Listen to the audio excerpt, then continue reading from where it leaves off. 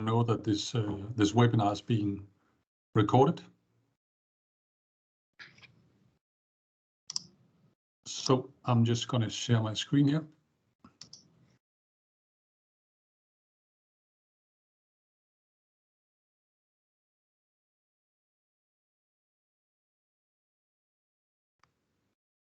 So Stefan, can you confirm that the slides are visible on the screen now? Very good.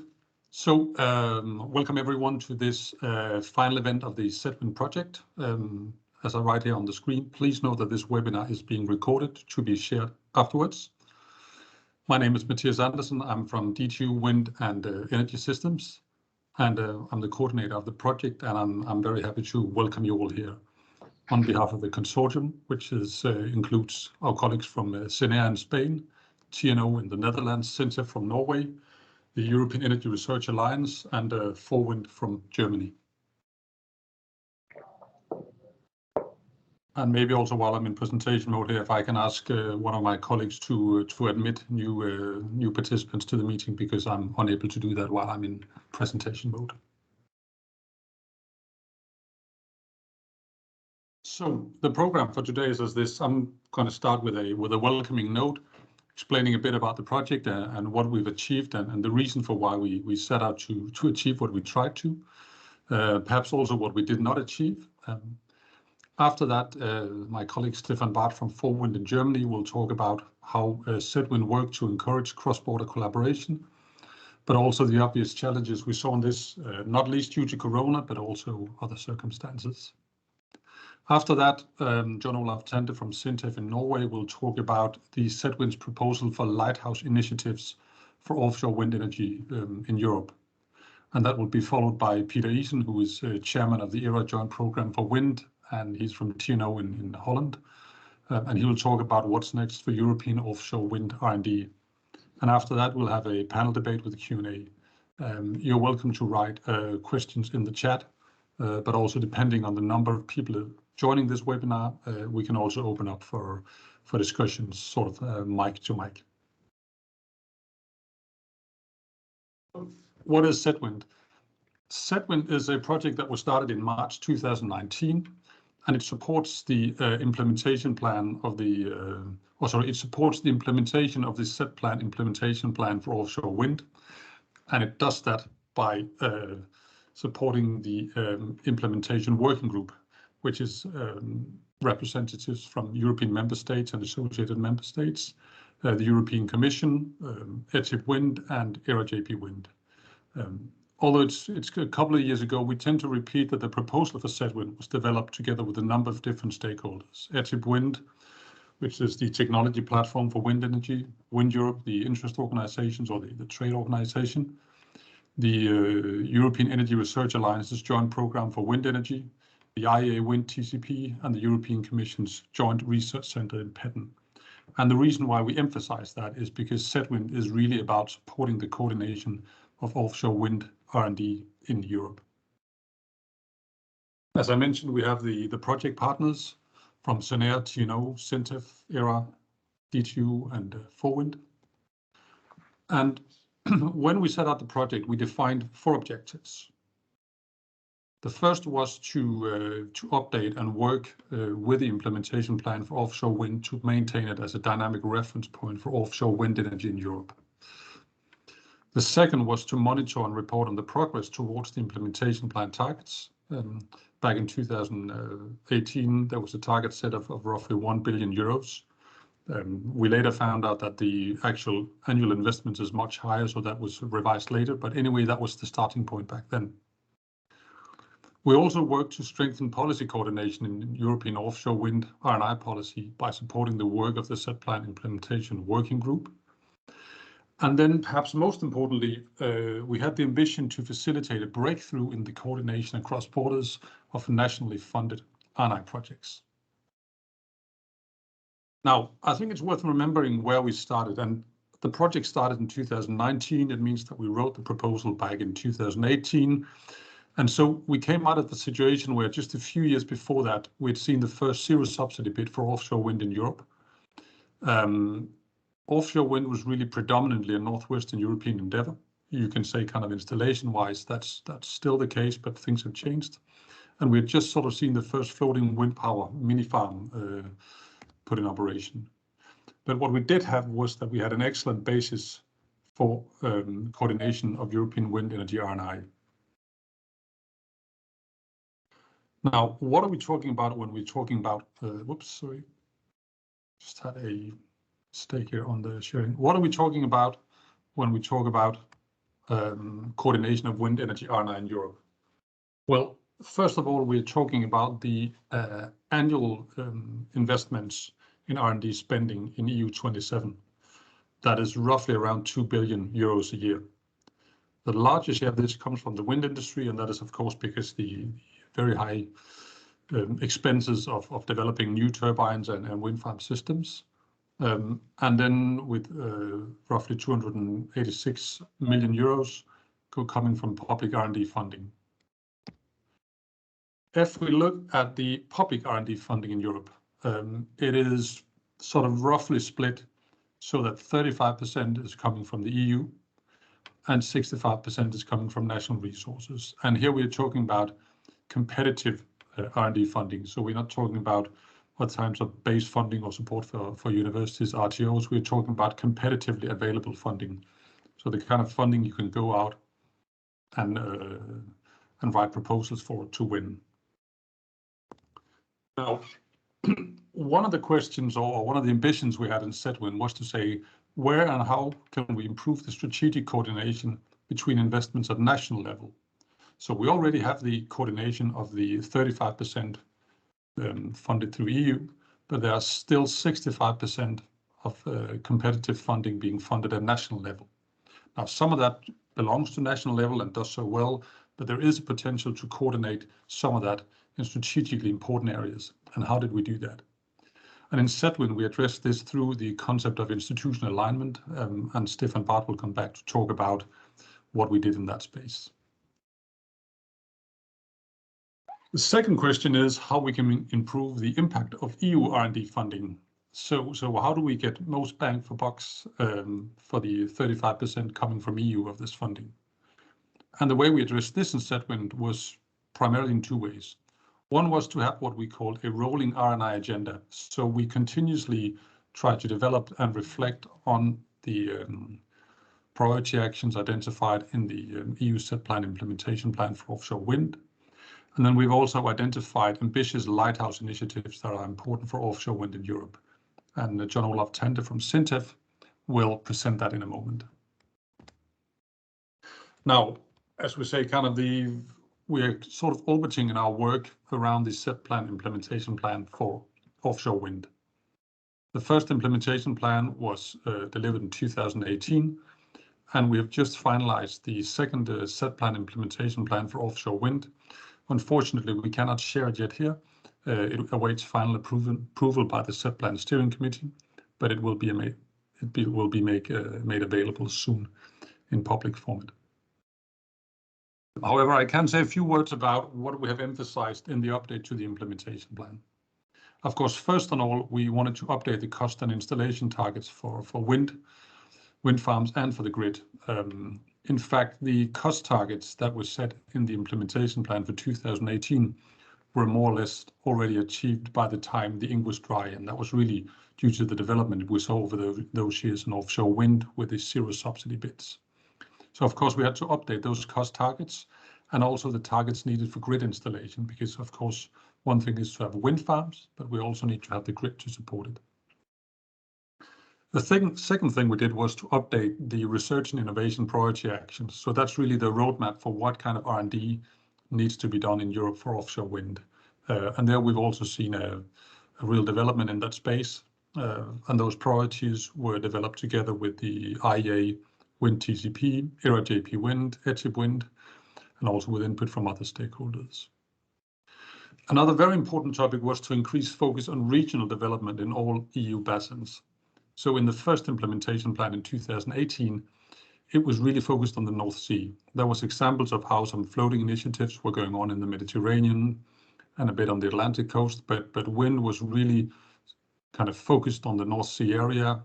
And that's something we wanted to change, because as we developed the update of the implementation plan, we started seeing interest for offshore wind and concrete plans for development of wind energy in all coastal areas of Europe, from the north of Norway in the northeast and down to the Black Sea in the southeast.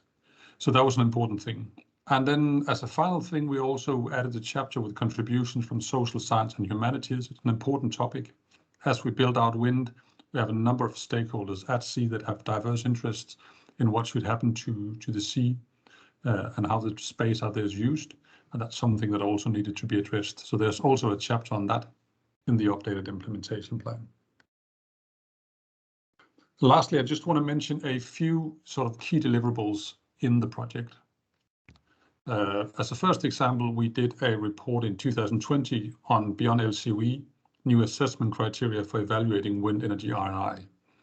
The basis is really that we're still seeing levelized cost of energy as an important way to assess the value of R&I, but we're increasingly seeing focus on the value of wind projects, so not just the cost, and of course things like sustainability. So we had a workshop gathered of 20 industry and academia participants, and we had this report coming out. It is available on the SETWind website. Secondly, we have the European Lighthouse Initiatives that John will talk about in a moment. They will be made public shortly. And there are also important impacts in terms of how do we create large initiatives to address key areas for R&D in Europe for offshore wind. A third element throughout the project has been to really map R&I policies and priorities, as well as monitoring the progress. And we have some excellent reports there that are mapping R&I policies and priorities for offshore wind in Europe. The latest one covers 2021. And lastly, of course, we have the update of the implementation plan for offshore wind. For more information, you can visit the SETWind.eu website. And with that, I'd like to hand over to my colleague, Stefan Barth. All right, thank you, Matthias. Let me just share my slides here. Sure. All right, here we go. So the work package one has really been focusing on cross-border collaboration. As Matthias told you, the intention of that was really to use this institutional alignment approach. I guess most of you will be familiar with your national projects that are funded by your own ministries or sponsor organizations. Then, of course, there is the possibility to collaborate on a European level within the framework programs of the European Union, which usually are bigger consortia, complex procedure or consortia to start with, but they have a dedicated funding attached to that. Then on the other side of the spectrum, there is a collaboration within the already mentioned technology collaboration program for wind energy systems within IEA, where you don't get a dedicated budget. In fact, you have to bring your own money to participate, but this already is a global forum to coordinate and to work together on wind energy related technology research. What we felt was really missing is something where focusing on a European perspective, where 2 or maybe 3 partners can relatively quickly join forces and start a project that is really operating across borders. Because the concept of introducing new really funding procedures would be way too complicated, we approached it in a way that we said we will not change recommendation for national funding schemes, but we try to connect them because we have the national representatives of the funding organizations in the already mentioned implementation working group for offshore wind. So we have the context, and then we thought it would be a good idea to have a simple approach where somebody could quickly introduce an idea for a cross-border collaboration project.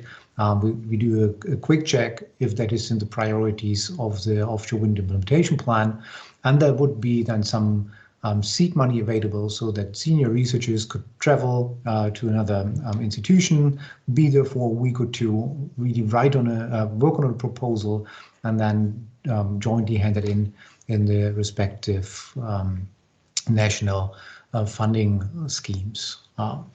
It took a while to figure out what would be the best process to do that. We interviewed those projects that already have done that in the past without a dedicated framework, and Reliable is one project as an example that has been successful in doing that before. And then when we had almost everything in place, also understanding the legal process behind that, we figured out we had extremely bad timing due to the COVID pandemic. So the awareness and the interest really peaked in January 2020.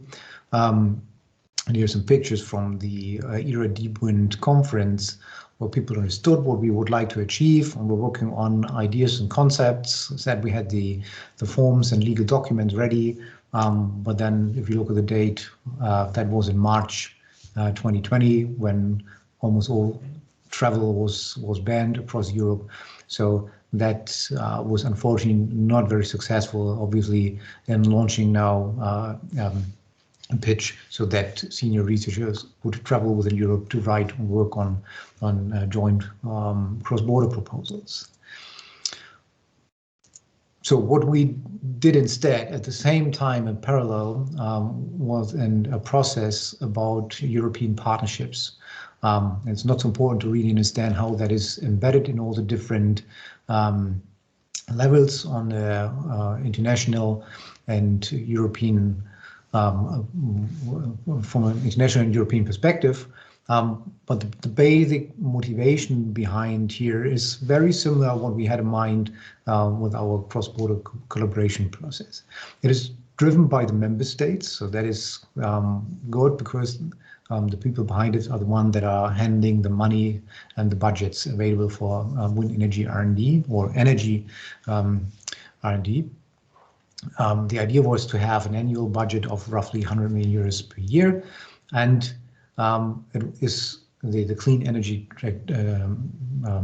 Transition Partnership was really focusing on several technologies, wind being only one of them. That process started the end of 2019, and there was a roadmap how to achieve within a year roughly a strategic research and innovation agenda. And you see here a sketch of that process, and we got involved in that process and supported the idea of having wind, not only offshore wind, in this document, and to give it a high visibility. Of course, we did not start from scratch, but we use what has already been available and been written by many experts in the recent past. Of course, the offshore wind implementation plan, giving the priorities within the set plan area. Then the R&I strategy from the European Energy Research Aligned Joint Program Wind. SETWind has been mentioned by Matthias, had several strategies, roadmaps, topic-related concepts that we have been using, and other R&D&I strategies that have been around. We aggregated all that, and then during that phase, in contact with all the other groups, Po Cheng from the University of Stuttgart, who's working more on the onshore topics, Peter Eason from TNO, and Bob Meyer from TK Wind See, and also chairman of the IWG Offshore Wind, and myself. We have been trying to condense all that information in very compact bullet points, because as you probably know, all these documents and roadmaps and strategy documents only have limited space, and in this case, for the Clean Energy Technology Partnership, it's not only on wind, but also all the other technologies, so we had to be really compact. That is the outcome. I will not read that here, of course. You can have that, this meeting is recorded, so you can read that afterwards. It's just to give you an idea of the main topics. Improved wind turbine technology obviously is very important. Offshore wind farms and system integration, floating offshore wind and wind energy industrialization, operation maintenance, installation, but also ecosystem, social impact, and human capital agenda, which I think personally think will become extremely important in the near future with all the large offshore wind farm plans of many nations now, and then basic wind energy science. And then, as I said, we try to really condense all the various chapters in few catchy words and these bullet points. Similar task for onshore wind, and that has been then published in these two documents, which you can quickly find if you just Google for CETP, SREI, EEA.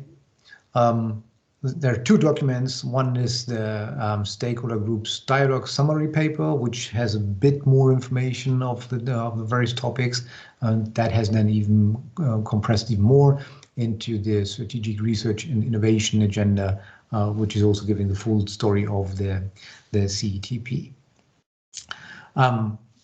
The status where we are now is that, well, at least we have been ambitious in increasing the number of cross-border projects. As I said, unfortunately, that was not really super successful, for the reason that the pandemic prohibited travel, but it's also has been more challenging than expected to explain that procedure and mechanism to people not involved in this project, because it basically is you have to write the proposal as you usually do for your national funding agency, and then there's an additional part where you link it to a project in another country without getting additional funding for that. So you really have to do that because you're interested in that collaboration, and the reaction that often obviously comes is, okay, what is the additional benefit I have from that? And if you don't see personally a benefit in this cross-border collaboration, and you don't get additional money, then the interest after one or two information talks faded away. But the CTP is still ongoing. Actually, it's really just getting up momentum, and now we see the first CTP calls in various countries. So this is a different story because there is a budget attached to that behind that. So we hope that this will take up the momentum and will create international collaboration next to the standard EU project. And we have been focusing a bit more on the Lighthouse Initiatives, which John will talk about in a minute, which shall be really larger initiatives where, of course, international collaboration is almost a given thing due to the size of these things. So that is in a nutshell what we tried to achieve and what we achieved. Success in setting up additional projects. Well, you can have mixed feelings about that, but the procedures are in place. So I think this will be very helpful for future collaborations, and also the efforts we have done with the CTP. That is a good start now. If the CTP is taking off, and then as calls are coming out, hopefully we'll see also wind energy related topics that will be suitable for collaboration in various nations. So thank you very much. Thank you very much, Stefan. I have to say I had forgotten that that report was delivered on the 12th of March 2020. I think that was the date I packed the car with my kids and took them to a house in the countryside because the schools were going into lockdown together with the rest of society. So it really was an incredibly bad timing to try to do cross-border collaboration at this time. But thanks for that. And to those in the chat, participants, please, if you have questions, put them in the chat. I think we are a manageable group, so we will open up for the whole floor for discussion afterwards. But for now, I'd like to hand over to John Olav. John will talk about our Lighthouse Initiatives. So John, over to you. Thank you.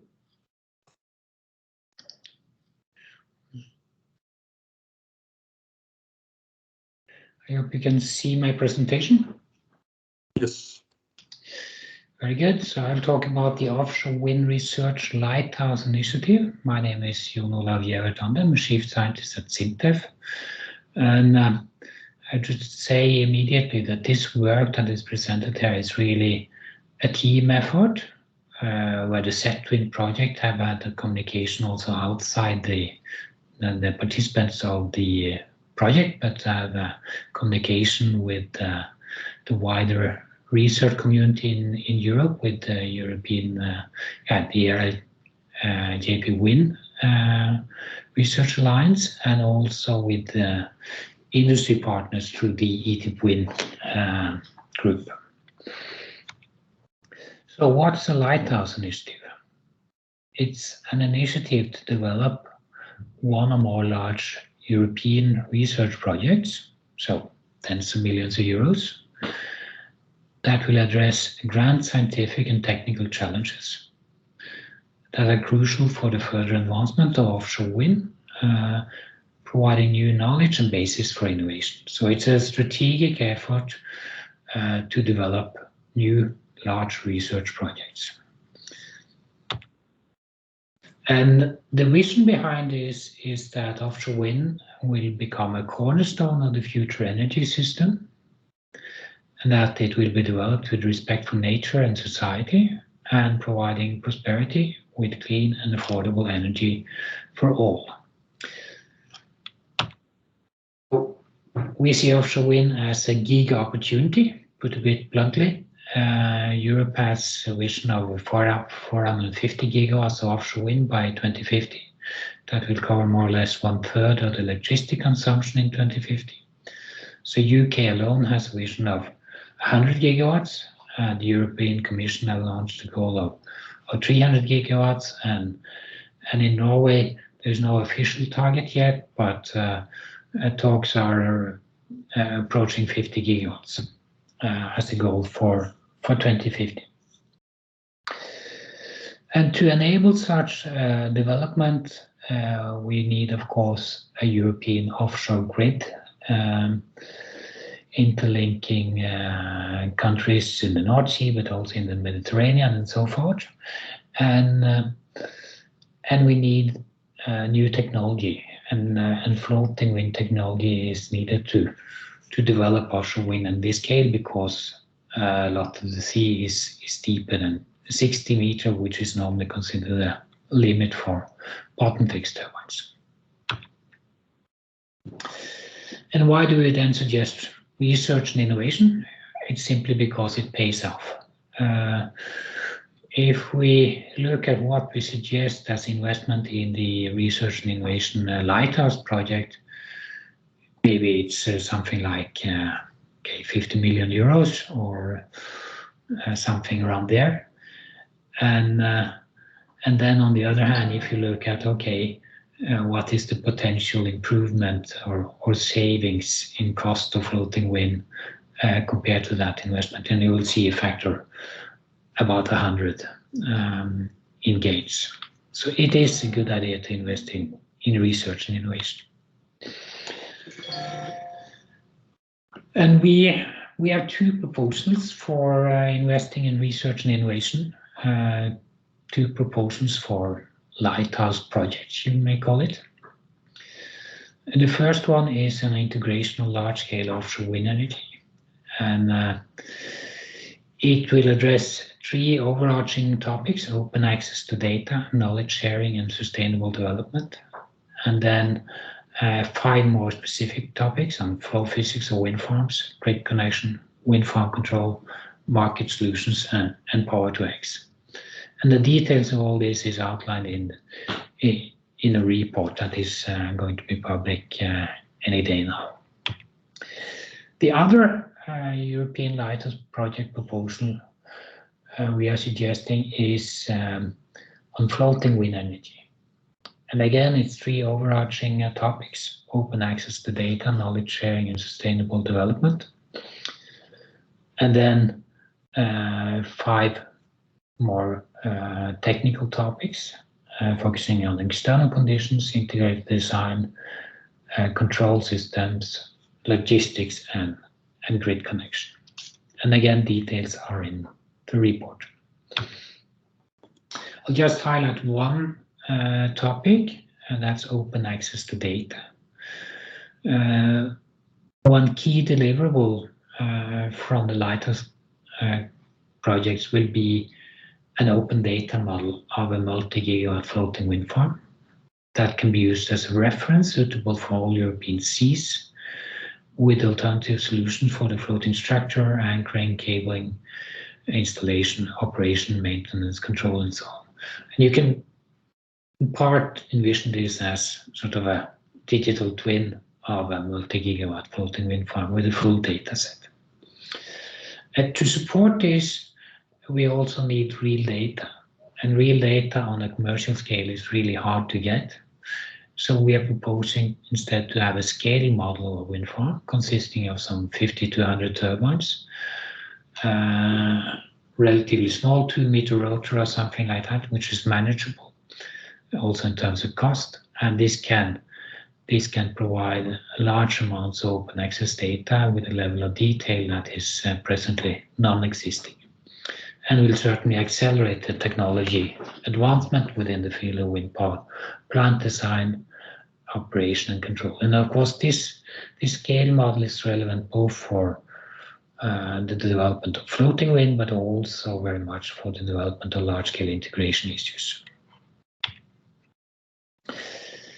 The way this shall be implemented is not straightforward.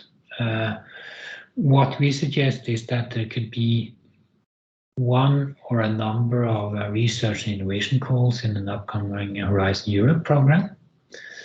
And one can envision that there will be one large one for a large-scale integration offshore wind energy project and one large one for making floating wind energy cost competitive, or it can be a number of smaller. But it should together form a much stronger effort on strategic research within the area to really address some of the grand scientific and technical challenges that are crucial to further advance the offshore wind energy development. And they should take an interdisciplinary approach, and the research should be closely linking with industry and provide new knowledge and basis for innovation. Again, as I said in the start, this is not something we have done alone. It's really teamwork. We have had numerous workshops, dialogue meetings, presentations, and so on with actors all over Europe and also outside Europe, I would say.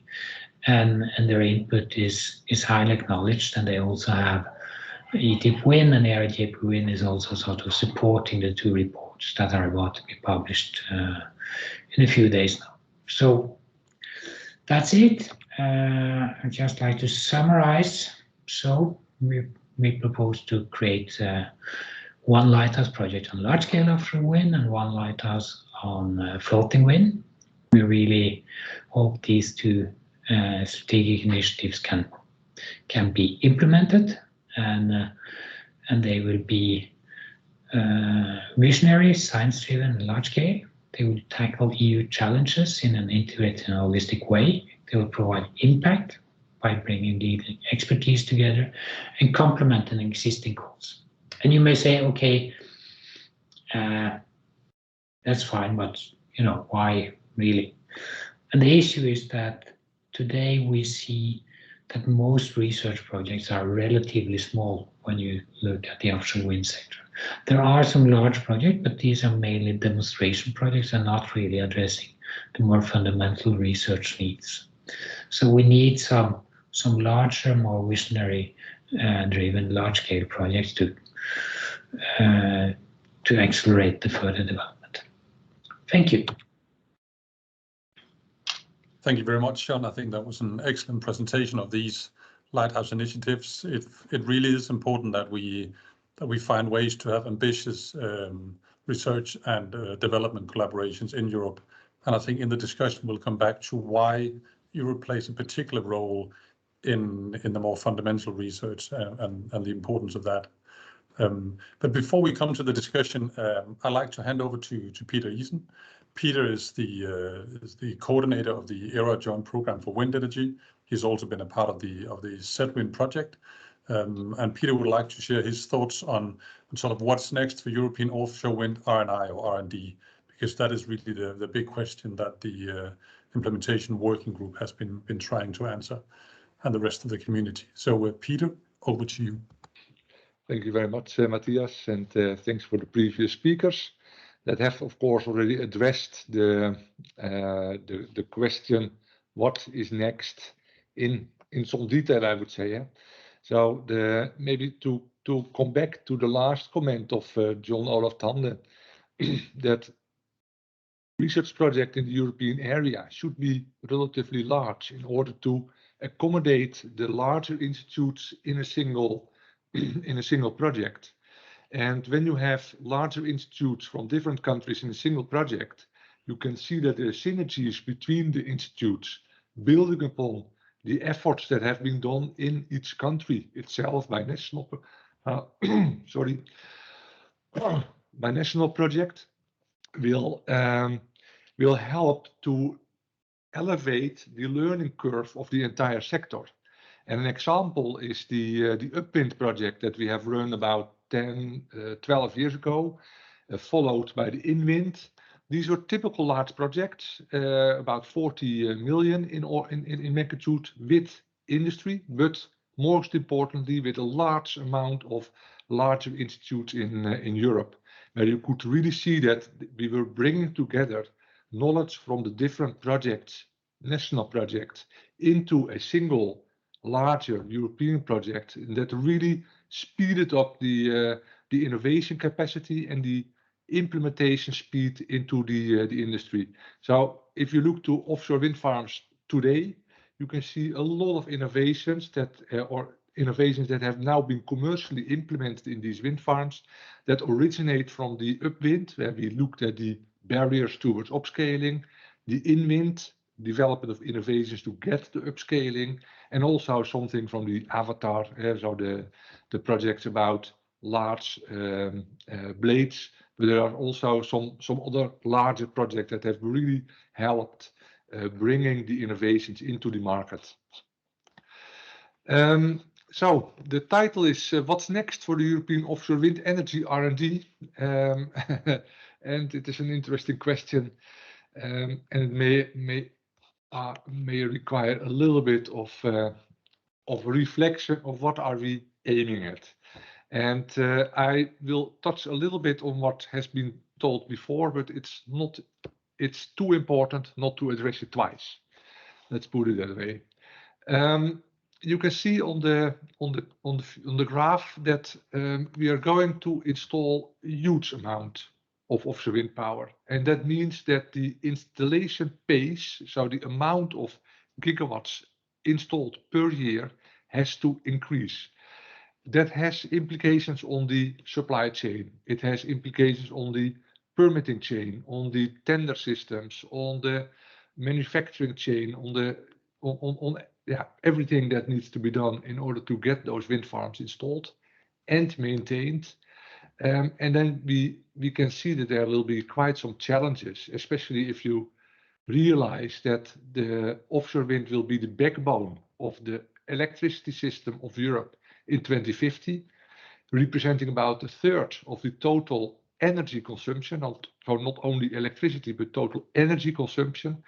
That is going to be huge. And that means that it will not all be used electrically, but a large part has to be used by industry, by households, by means of conversion. Storage is maybe important, etc., etc. What we see as challenges is that the costs still need to go down. And of course, sometimes you hear, but these wind farms are already without subsidy. Correct, but the transmission cable is socialized, so that is paid for by the society. But we also see that these wind farms are in very favorable conditions. The North Sea with high wind conditions, very favorable soil conditions, not too deep. That works perfect. As soon as you have to go a bit further offshore, you have to go floating. But especially when you have to make measures for the integration of the power into the energy system, that has additional costs and that will require a further reduction of the costs of offshore wind power. So that means that I see for the future upscaling will remain important. We will see some upscaling at least to the 20 megawatt and maybe further. Also, the circularity of the wind farms is really a topic that needs to be addressed. We have to go to more recyclable, to circular, remanufacturing, reuse, etc., in order to make the installation, the operation of wind farms also quite sustainable. I talked about the rollout, so have necessary capacity for the rollout, which I mean it is the logistics chain, it is the supply chain that needs to be in order, but that's also the supply security. So that is a topic that is at least in the Netherlands already quite addressed. The offshore wind farms are considered of national priority number 1 systems. They need to be safely operated and secure, not only physical, but also in the cybersecurity arena. Spatial planning is really a topic that is getting more and more stressed, I would say. Once you get a larger implementation, there will be a fight for space offshore as well. The space is already being used by quite some different number of players in the seas, shipping, fishery, military use, nature preservation, etc., etc., etc. And the spatial planning is going to be crucial, not only in the North Sea as it is here in the slide, but also in the other basins that are specifically addressed by the implementation working group, but also by SETWind and by ERA. The environment, it cannot be stressed enough. If we are putting more and more wind power offshore and use more space, it needs to be nature inclusive with respect for the environment, preferably restoring the ecology that was there 100 years ago. And let's be honest, a lot of the ecology under the waters is lost in the last 100 years because of too much fishery, pollution, etc. So if the wind sector can help partly restore part of what has been lost, that would be great. And that is something that we really would aim for. Citizen support and acceptance. At the moment, of course, the offshore wind farms are mostly built, at least from a Dutch perspective, because on land it is really very densely populated. So please put it offshore. There is a risk, also mentioned by the Vice President of in our last annual conference in September, that how do people get the connection with these large and industrial efforts far offshore by large companies and still feel that it is part of their own energy system? And I think that he is right, and we need to keep care that we do not lose the connection with the citizens to the relatively far offshore large wind farms. And then safety in the future. If we get such a large sector, there will be a lot of people working offshore to maintain, to install these wind turbines, and they need to be working in a very safe manner. And one of the directions of research that we are as ERA promoting is to develop robotic solutions, working from a distance, to try to avoid that a lot of people need to be in the offshore wind farms, but can do it mostly from a distance. Well, that was a slide which I think was really important, and then it indicates already what is the topics for the next 10, 20 years, I would say. And if I just walk through the previous presentations, that ERA JP Wind, how are we contributing? We try to improve the collaboration among the 53 largest research groups in Europe that we collaborate with. by means of our R&I strategy, downloadable from the website, and the proposition of the Lighthouse projects. We have now two for the system integration and for floating wind, two very urgent topics, but they are certainly not the last topics. I can see the robotics, digitalization, sustainability, circularity, the logistics chain. There's a lot of different topics that we will address, and we will also formulate the research questions and the challenges and what needs to be done on these topics in the next years. Then we have, of course, we are not doing it as the research sector alone. We do that together with our industry friends, industry partners. In the end, it is the industry that is doing the implementation, and they need to pick up the innovations that we propose and work out and demonstrate, and then it needs to be commercialized and being used. And with SETWind, or SETWind formulates these SRIAs, the Strategic Research and Innovation Agenda. We have deliberately, as ERA, not chosen to have a counter Strategic Research Innovation Agenda next to the SETWind one, but we have combined our forces and presented and formulated and published a single research and innovation agenda. Then you may think, why do you still have your R&I strategy as ERA? That's because we are also looking to the further future, which is out of reach for the SETWind Strategic Research and Innovation Agenda. You may know that SETWind will have a new structure in the near future, a little bit depending on funding, on the funding from a European project. It will most likely be coordinated again by Wind Europe. We are really looking forward to it. ERA will have a strong seat in the SETWind organization, and the collaboration to, for example, derive these strategic research innovation agendas, but also white papers and visionary documents. We will do that in collaboration, and that has worked very fine in the past. And then the implementation working group, close to the heart in the terms of our SETWind project. We have worked over the last 3 years quite closely with the implementation working group. With the end of SETWind, that is, at least as a funded project, that will end. I really see that the collaboration with SETWind and with ERA should be on a relatively high level, and we really would like to keep doing that. And Matthias, am I stressed on time? Otherwise, you should just tell me. But I have at least this slide. That's perfectly fine. Yes. Yeah, if I may, because one of the initiatives that we are looking at as ERA in total, and you know that ERA has 18 joint programs.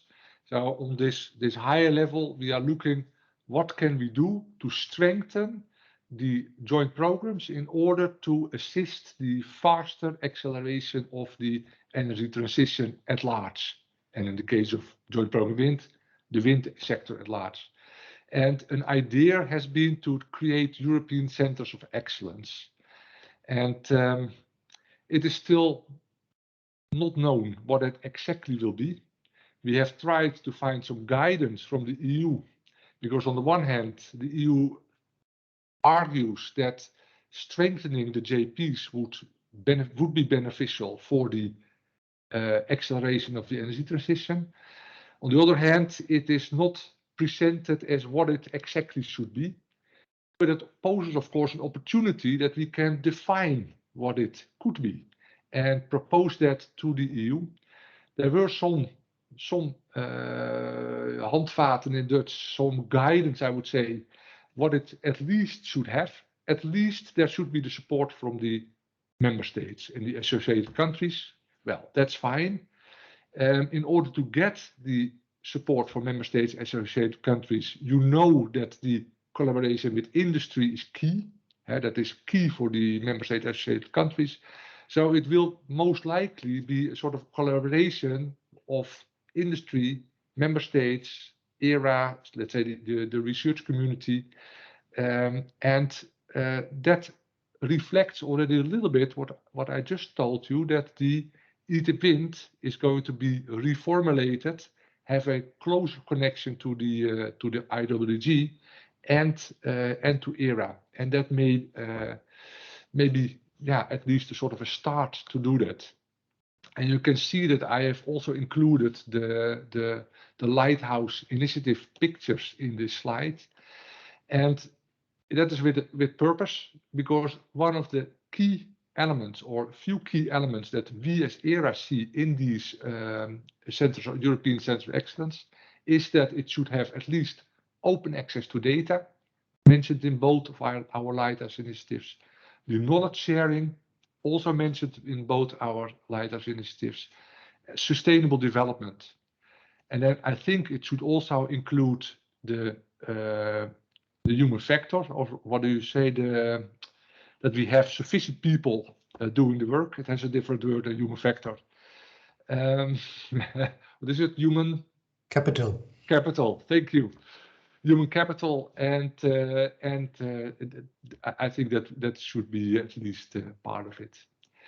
With that, I thought I was with my last slide, and I would like to thank you for your attention and for the opportunity to present what I would like to see as sort of a sketch towards the future of RNI in offshore wind. Thank you very much, Peter, for an excellent and comprehensive presentation. And I don't mean comprehensive as long as tedious, but as really covering I think the wide range of topics that we're looking at now in wind energy and RNI. Now, since we are a limited group of people on board today, I will just allow now everyone to use their mic and their cameras if they wish to. You don't have to, but if you have questions, you're now allowed to turn on your microphones and your cameras to join the discussion for everyone. But maybe for a start, while we're waiting to see if people have questions, I wanted to come back to this thing that John and Peter talked about the need for Europe really to cover the more basic or fundamental RNI. Now, it's sort of a trivial thing to researchers to emphasize the need for more fundamental RNI. That's sort of, that's expected. But I think there's a reason why we do that. And Peter, you touched a bit upon it, namely sort of how we see the life cycle from idea to, you can say, products in the wind sector. And that we've seen this quite interesting trend where European projects like InWind, UpWind, Avatar, and other of the big kind of fundamental projects tend to become reference projects in our national projects, either by publicly funded or in the direct collaboration with industry.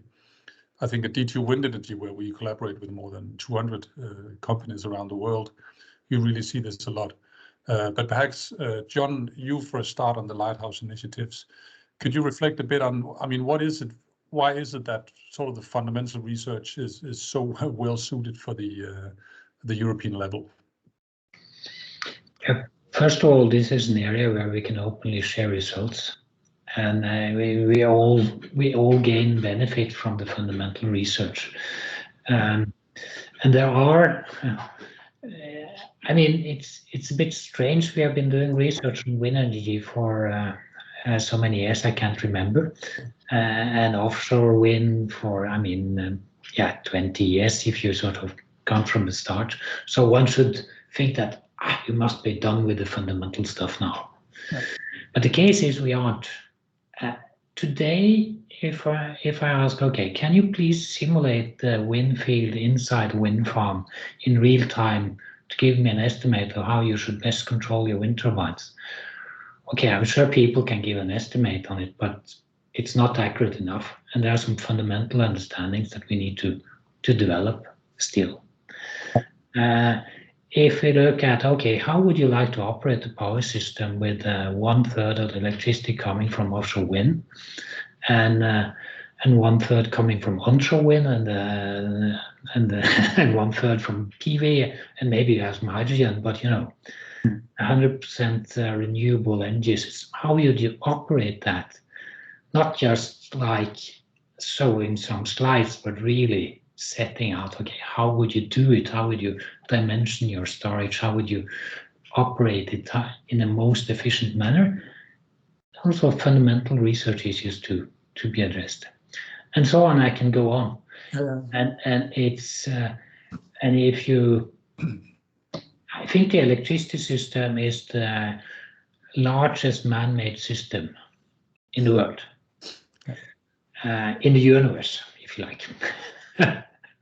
And offshore wind farms are also very, very large constructions and very complex constructions, and also requires a multidisciplinary approach. So it's not just about steel or understanding structures or understanding aerodynamics, but you have to understand life science, environmental science. There are so many issues that need collaboration on the grander European scale. So yeah, that's why it's important. Yeah, good. Don't know, Peter or Stefan, if you have anything to add to this, kind of shorter comments on this? Maybe I can answer the second part of the question. Why is it necessary to have that on a European level? Yeah.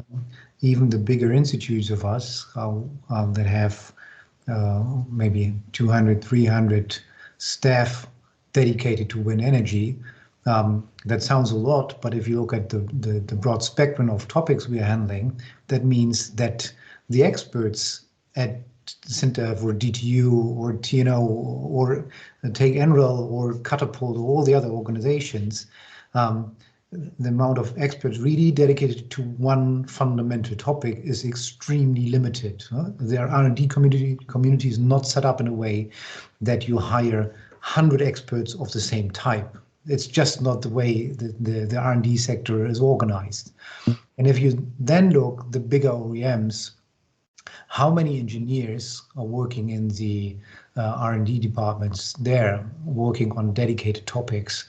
I think in order to balance that between the really applied development and going closer to the product and the fundamental questions, the only solution is teaming up the amount of resources we have, because none of the organizations itself is big enough to tackle these problems by their own, and therefore we need structures like ERA on a European level or IA on a global level, really getting as much resources as we can and brains and know-how in one box to work on these fundamental topics. Thanks. I think another topic we've seen. Oh, sorry, Peter, you wanted to intervene? Yeah. If I may, what we saw from the larger project where the larger institutes were collaborating together, not only did it bring together the knowledge from the different national projects, it also was fine afterwards.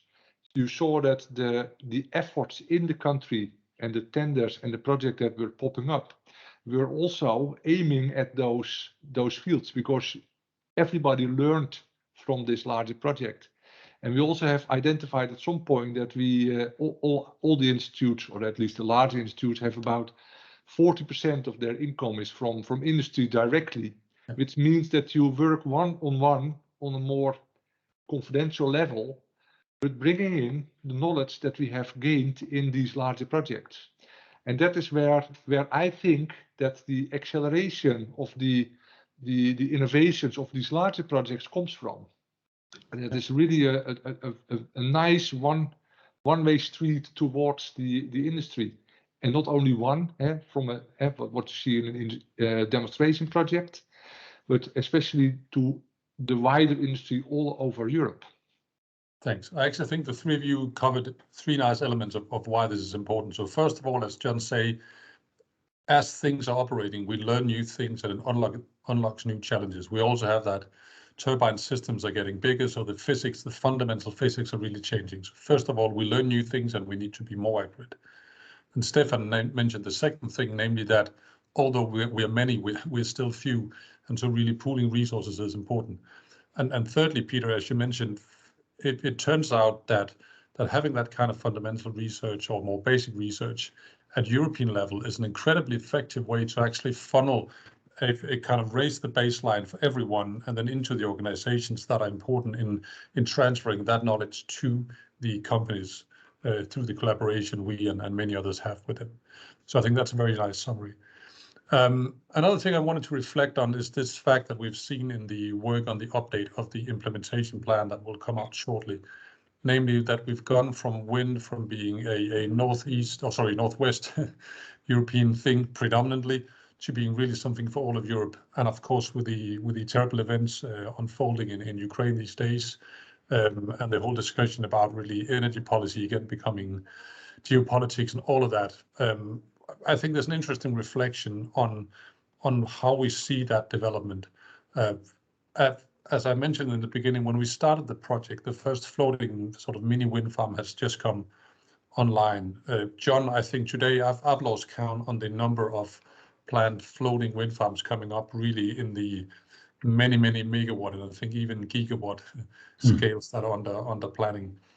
John, I mean, the potential for floating for really unlocking Europe, how do you see that? I think the ScotWind auction license round gave a very clear signal on that. Yeah. They awarded licenses for 25 gigawatt in total, and 15 of those were floating. Yes. So that's quite remarkable, I would say. Yes, it really is. We're also seeing now, as I mentioned, the development in all of Europe. And one thing is that we need floating foundations, we need prices to come down. But we are also seeing different challenges. Peter, you mentioned this in the beginning, and I think that's another thing we've seen through the lifetime just of the SETWind project. Of course, going further back, but it really has been an acceleration of this for the last 3 years. Namely that we are looking at this as a system challenge at all levels. We're not just talking about making a wind turbine or a wind farm competitive with fossil fuels. We're looking at how do we install gigawatts and gigawatts of wind in a way that provide reliable and stable power. And we're doing it at a scale where it influences the environment, it influences people, it influences the workforce, the transition of people. Peter, you talked about that in the beginning, and I mean, you can somehow, if you're based in the countries around the North Sea where we have a sort of industrialized wind sector, you perhaps forget just the kind of challenge you're looking at actually rolling out offshore wind in new regions at all levels. Some reflections from you on that, perhaps. Yeah, certainly, and it also reflects back. Last Tuesday there was this SETPlan workshop also on the. Yeah, I was in a session on the system integration, and a lot of questions are still popping up. Okay, but floating, you should also look at the other basins. It's not only for North Sea, and being from the Netherlands, so around the North Sea, we think, yeah, of course we will do that, but it seems not to be quite natural.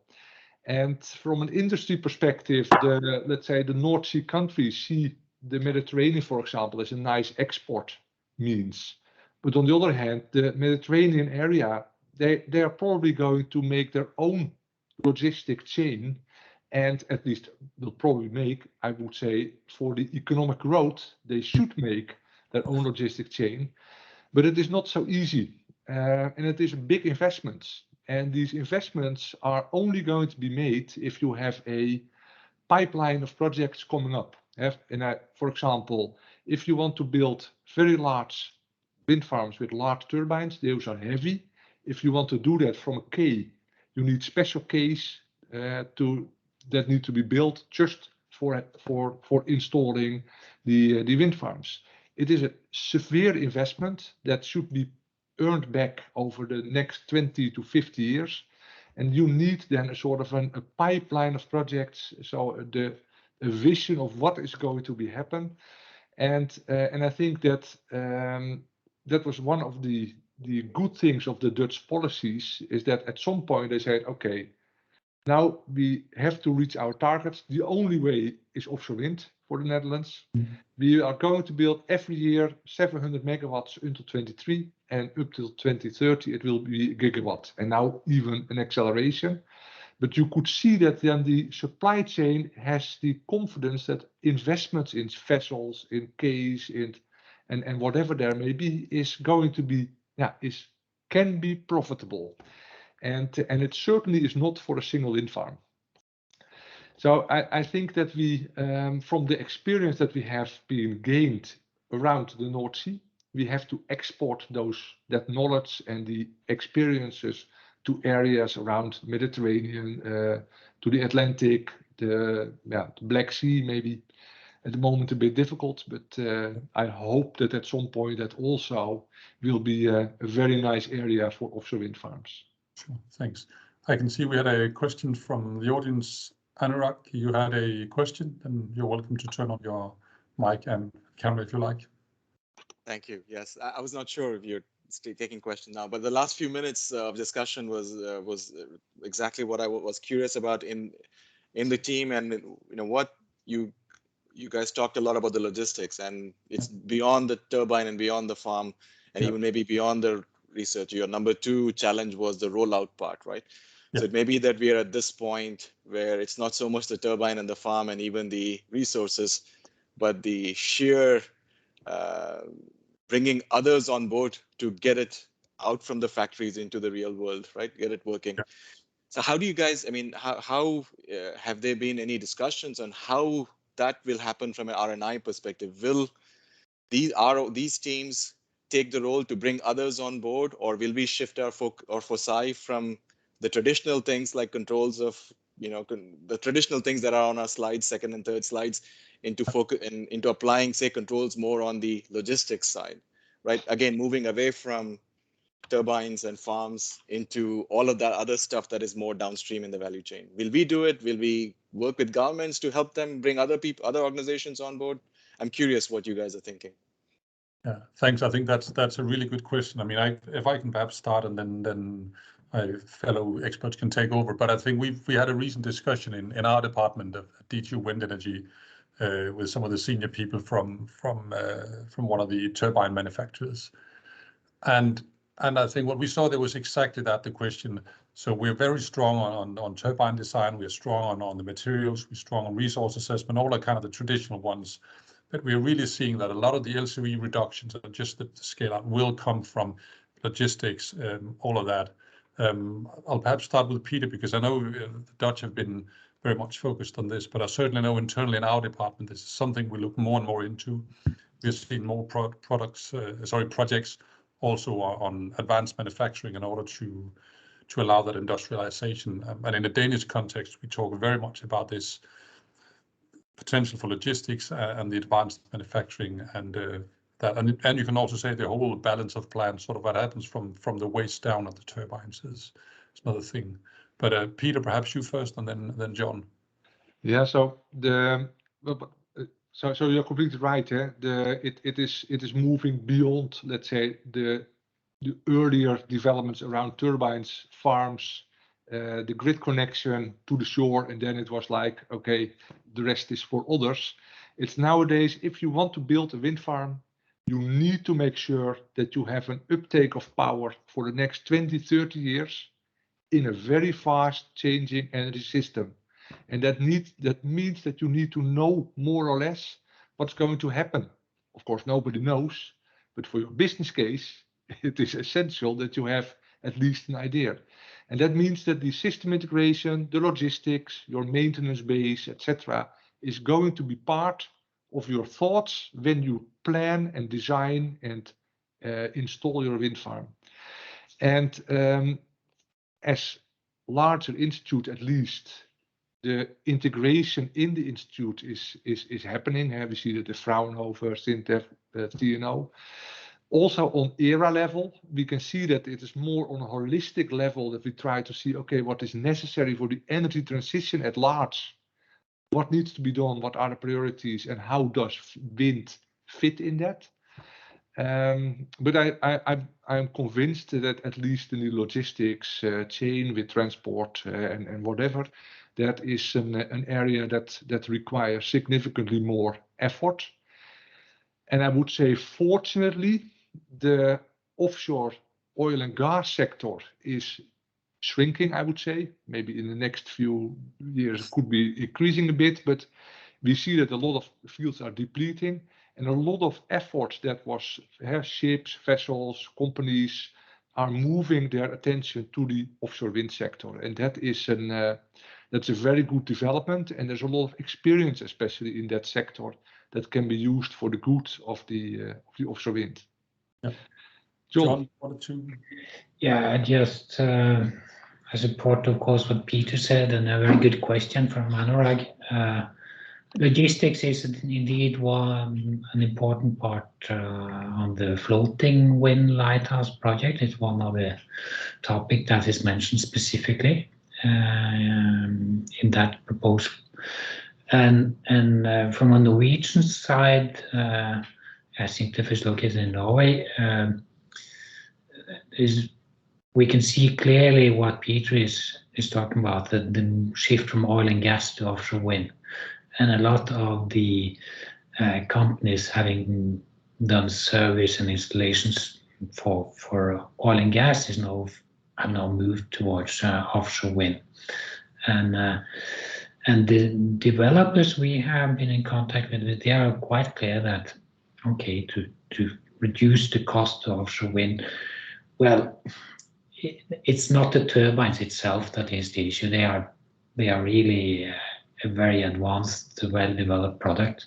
It's difficult to cut the cost there, but on, for instance, logistics, planning, these kind of issues, there is a huge potential. Yeah.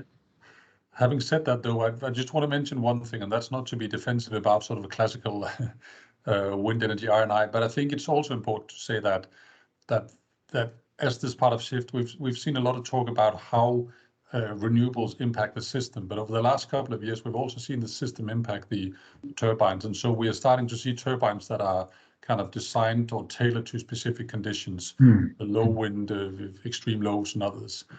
And I mean, if we increase the AEP of an offshore turbine, we're talking about millions of extra income. If we reduce the uncertainty on the design, makes it cheaper to loan. If we can make modular design of the turbines, logistics become easier. So I think really the trend we've seen over the last 4 or 5 years is that all of it is important, right? And this, I mean, we do projects on bowls, we do projects on I mean, every part of the turbine, every part of the system, every part of the atmosphere. There's and I think that's just what we're seeing because it is such a large system.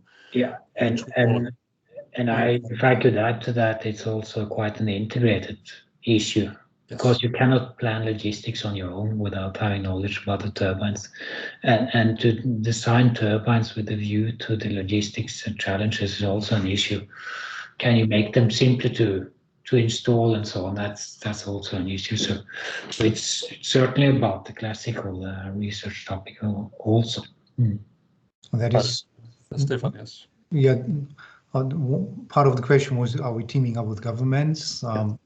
If I put on the IEA hat, yes, we are. Usually, maybe you know those topical expert meetings that are organized and are usually on really technical issues, and then researchers meet people from industry.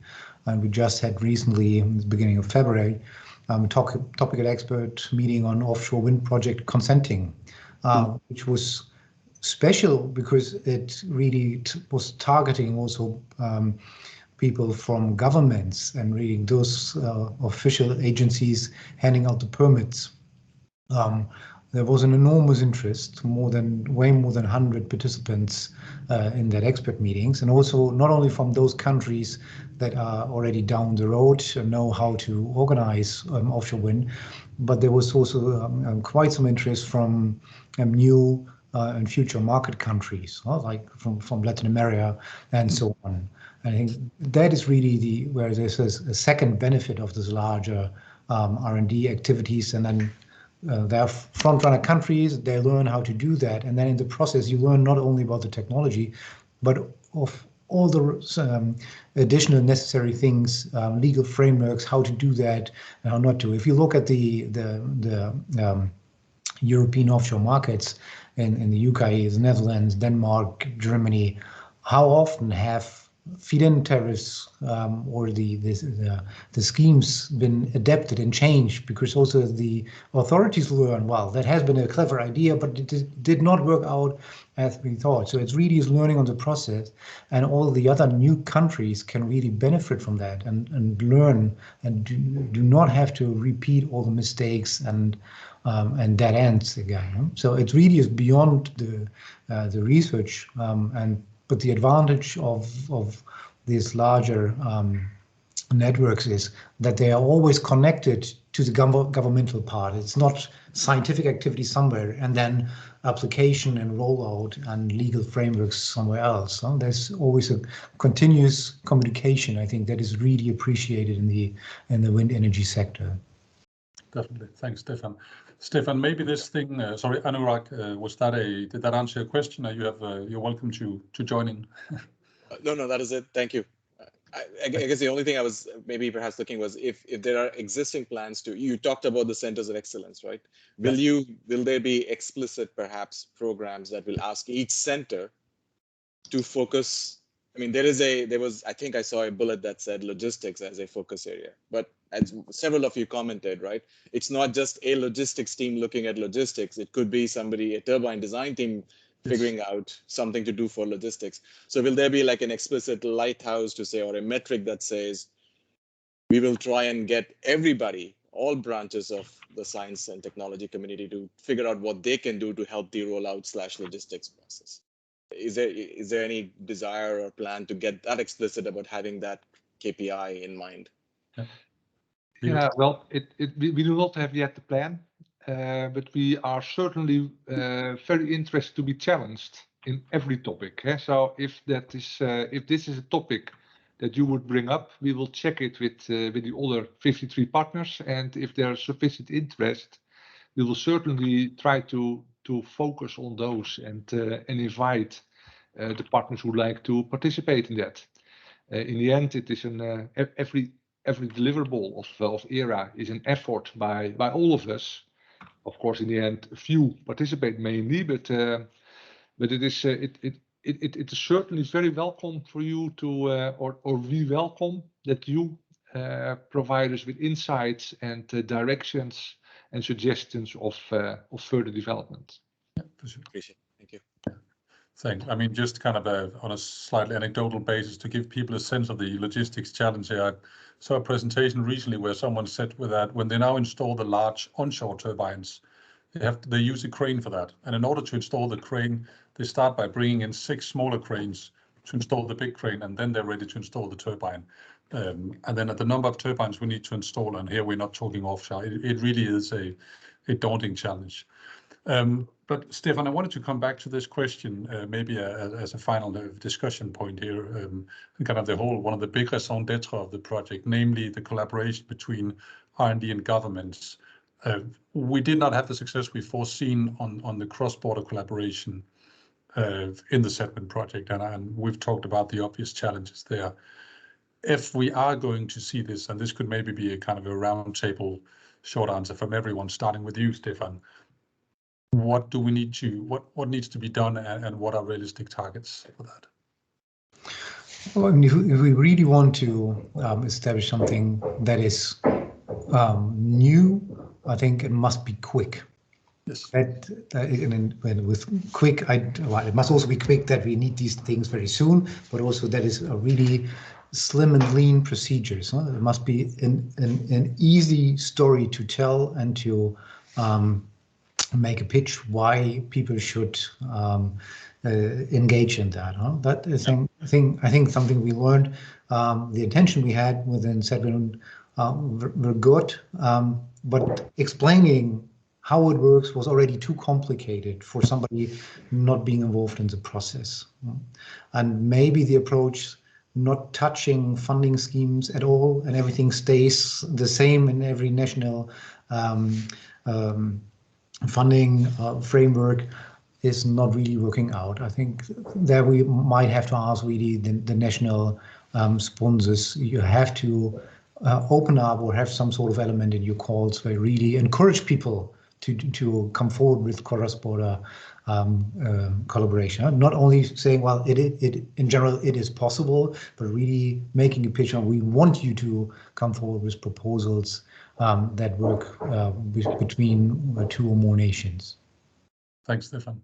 Peter, you look like you had an answer, sort of a comment ready to come out, or? I was nodding to Stefan because it's really what's happening. Maybe Stefan, in light of the question, the CHP, does that offer some more opportunities for getting these coordinated projects? I hope so. But as I said, this is really now starting up.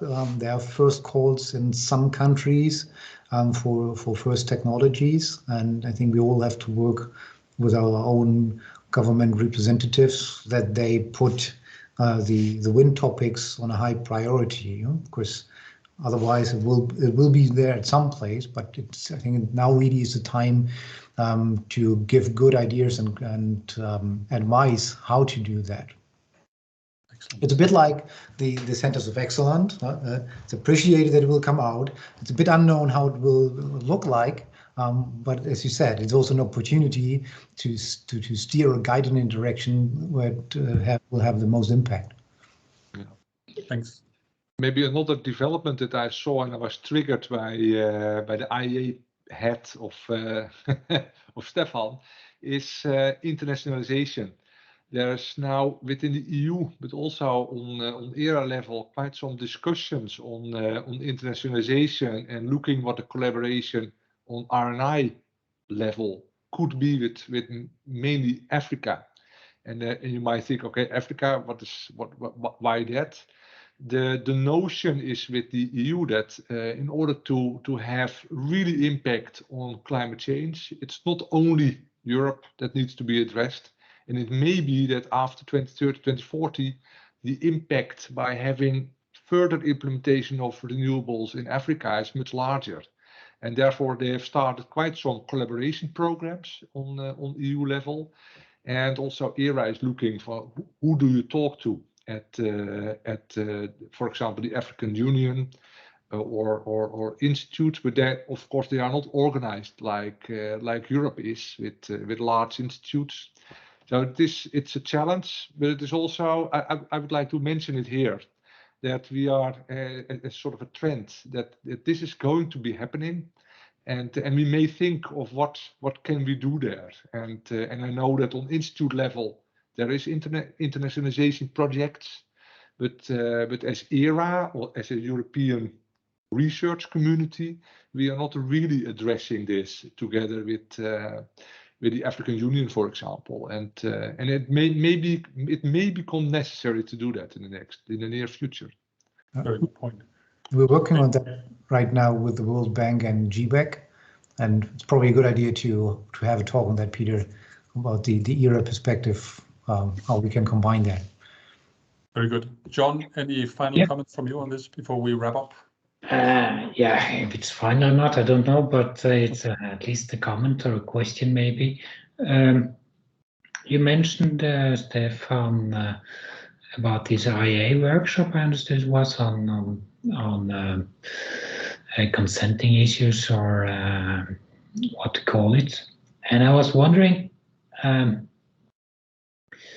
because obviously a lot of new markets will open up for offshore wind in the next few years, and I'm not sure exactly how the governments work, but from what I've seen so far, it seems that they tend to work a bit in installation. They have the Department of Energy or something, and they have some bureaucrats that sit down and make some procedures, and they sort of reinvent the wheel quite a number of times. That's a bit my feeling.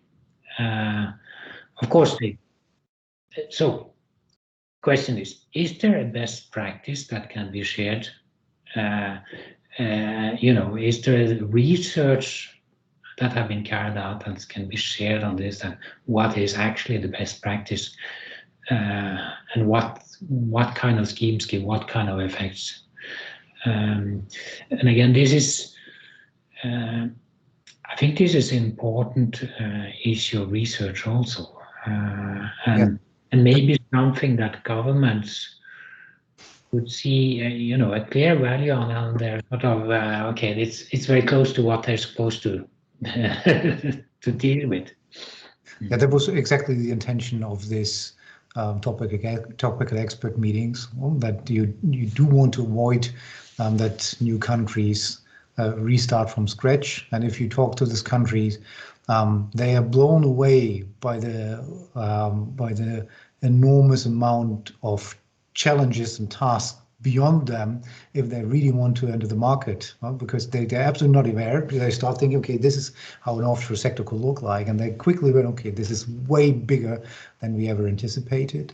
There is also this global offshore regulators forum, which I think has been initiated by the United States. Also, several European countries are party, which is a platform where the regulators exchange frequently to find the best practices. But where you're absolutely right, John, is what we would need, or what is also needed, is really research on that. So policy research, how to do that. We all come from technical centers, so we have, well, we know it is necessary to do that.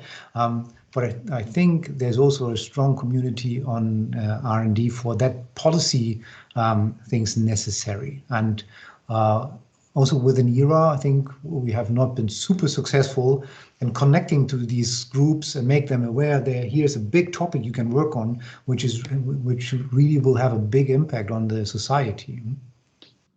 Thank you very much, Stefan. I think we've come to the end of this webinar, so I want to thank our speakers. I want to thank our participants. Thanks also for the questions challenging us. I do think that was actually an interesting question in the sense that we talk about this, but we also have to see a real change in how we work, and the sector is moving towards something else. So thanks everyone for joining. The webinar will be available online on the SETWind.eu website afterwards, where we'll also upload the documents that we mentioned. So thanks a lot, and have a nice day. Thank you. Thank you, Matthias. Welcome. Bye-bye. Bye.